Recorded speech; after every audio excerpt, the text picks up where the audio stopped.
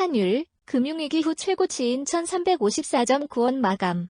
장중 1355원까지 금융위기 수준까지 오른 환율. 장중 연고점. 환은 위안화 약세, 무역수지 적자 영향 커. 달러 매도 실개입 필요하지만 외환 보유액 구려. 외환 보유액 IMF 적정 수준 아래로. 역대 최저. 외환 보유액 올 들어 230억 달러 감소. 전문가들, 외환 보유액 줄면 외환위기 올 수도. 원달러 환율이 하루 만에 연고점을 경신하면서 금융위기 이후 가장 높은 수준까지 올랐다.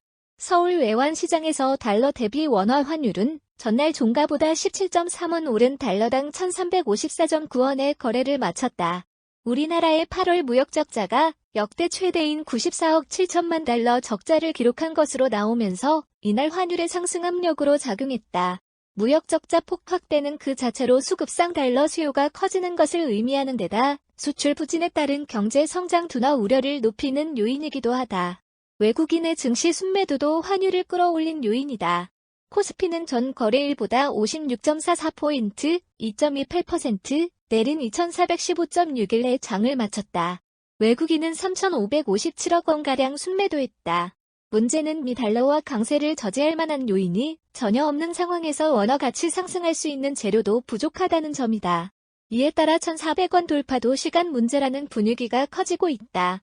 원화 가치가 상승하려면 미국과 통화 스와프를 체결하거나 무역 수지가 흑자로 돌아서고 기준금리 인상 가속 등이 필요하지만 현 상황에서 쉽지 않다.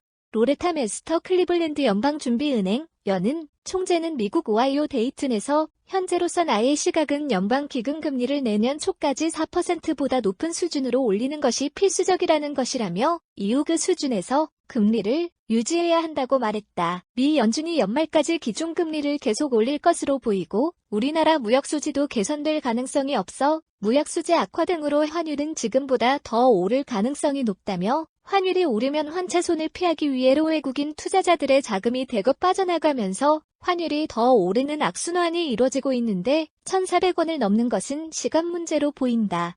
현 수준의 구두 개입은 전혀 효과가 없고 추세를 바꾸기 위한 것이 아닌 과도한 변동성을 막기 위해 달러 매도를 통한 미세 조정, 스무딩 오퍼레이션은 필요하다고 보지만 이렇게 되면 외환 보유고가 줄어들 수밖에 없다며 외환 보유액이 줄어들 경우 다른 국가들의 우리나라가 외환위기에 처했다는 잘못된 인식을 줄 수 있어 외환위기가 다시 발생할 위험도 배제할 수 없다.